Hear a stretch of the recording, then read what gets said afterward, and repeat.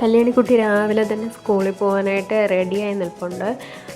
ഇവിടുന്ന് ഒരു 8 മണിയാകുമ്പോഴത്തേക്കും വീട്ടിൽ നിന്ന് ഇറങ്ങും. 8:30 ആകുമ്പോഴത്തേക്കേ വാൻ വരത്തുള്ളൂ.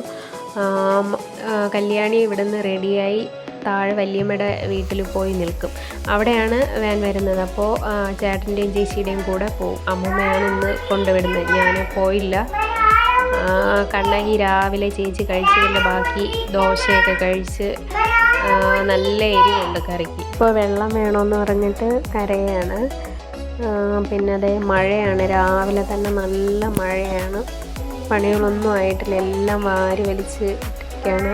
മോൾക്ക് കൊണ്ടുപോകാൻ വേണ്ടിയിട്ട് മാത്രം കുറച്ച് ചോറും കറികളും വെച്ച്, കറികളായിട്ട് ഒന്നുമില്ല, തോരനും മുട്ട പൊരിച്ചതൊക്കെ ആയിട്ട് വെച്ചുള്ളൂ. ബാക്കിയൊക്കെ ഇനിയാണ്. പിന്നെ ബ്രേക്ക്ഫാസ്റ്റും ഉണ്ടാക്കി, അത്രയേ ഉള്ളൂ. ബാക്കി മൊത്തം പണിയും എല്ലാം വാരി വലിച്ചിട്ടേക്കാണ്. ഇനിയും ഉണ്ട് പണികൾ മൊത്തം. ഇനി കണ്ണകി കുട്ടിയെ റെഡിയാക്കി അംഗൻവാടിയിൽ വിടണം. അതിനുശേഷമാണ് പിന്നെ ബാക്കി പണികളൊക്കെ. അവൾക്കും ഫുഡ് കൊടുത്തിട്ട്, ബ്രേക്ക്ഫാസ്റ്റ് കൊടുത്തിട്ട് ഞങ്ങളും കഴിച്ചിട്ട് പിന്നെ മീൻ വാങ്ങാനായിട്ട് പോകണം. അത് വാങ്ങിയിട്ടൊക്കെ വന്നിട്ട് പിന്നെ ഞങ്ങൾക്ക് കഴിക്കണം. അത് കഴിഞ്ഞിട്ട് പിന്നെ ബാക്കി പണികളൊക്കെ. അവൾ എരിവായതുകൊണ്ട് കഴുകി കൊടുക്കാനാണ് പറയുന്നത്. ഇത് തലേദിവസം രാവിലെ വാങ്ങി വെച്ച പാലാണ്, വൈകുന്നേരം വാങ്ങി വെച്ച പാലാണ്. അപ്പോൾ രാവിലെ ചായ ഇടാനായിട്ട് എടുത്തപ്പോൾ പാല് മൊത്തം പിരിഞ്ഞു പോയി. അങ്ങനെ പിന്നെ ചായ ഇടാനായിട്ട് പറ്റിയില്ല. പിന്നെ കട്ടൻ ചായ ഇട്ടത്. അവൾക്ക് ദോശ കഴിച്ച് നല്ല എരിവായതുകൊണ്ട് ബിസ്ക്കറ്റ് വേണമെന്ന് പറഞ്ഞു. അങ്ങനെ ബിസ്ക്കറ്റ് എടുക്കാൻ വേണ്ടിയിട്ട് കരയാണ്. ഒരെണ്ണം എടുത്ത് കൊടുത്തപ്പോഴത്തേക്കും ഒരെണ്ണം കൂടെ വേണമെന്ന് പറഞ്ഞു. എന്ത് കൊടുത്താലും 2 കൈയിലും കൊടുക്കണം. ഒന്നായിട്ട് കൊടുത്താൽ ചിലപ്പോൾ വലിച്ചു ദൂരെ എറിയും, ഇല്ലെങ്കിൽ ബഹളം ഉണ്ടാക്കും. അങ്ങനെ ഒരെണ്ണത്തിനും കൂടെ വേണ്ടിയിട്ട് കൈ നീട്ടി നിൽക്കുകയാണ് ആൾ. അങ്ങനെ 2 കൈയിലും ബിസ്ക്കറ്റ് കിട്ടിയ സന്തോഷത്തിൽ അവൾ ബിസ്ക്കറ്റും കൊണ്ടുപോയി. ഇനി എവിടെയെങ്കിലും ഒരിടത്ത് പോയിരുന്നിട്ട് 2 എണ്ണവും കഴിച്ചു തീർക്കും. പിന്നെ ആ മുറിയിലെ 2 പേരും, അനിയത്തിയും ചേച്ചി ഉറങ്ങിയതിൻ്റെ ബഹളമാണിത്. ബെഡ്ഷീറ്റും എല്ലാം കൂടെ വലിച്ചു വാരിയിട്ടേക്കാണ്. ഇനി ഇത് മൊത്തവും നേരെയാക്കണം. അങ്ങനെ എല്ലാം വിരിച്ചിട്ടുണ്ട്. ഇനി അടിച്ചു വാരാനുണ്ട്. പിന്നെ എല്ലാം അടുക്കി പിറക്കി വെക്കണം.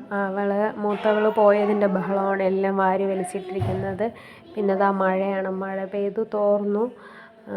തുണികളൊന്നും ഉണക്കാനായിട്ട് പാടില്ല. രാവിലെ എല്ലാം എടുത്ത് വരാന്തയിൽ വെച്ചിട്ടുണ്ട്.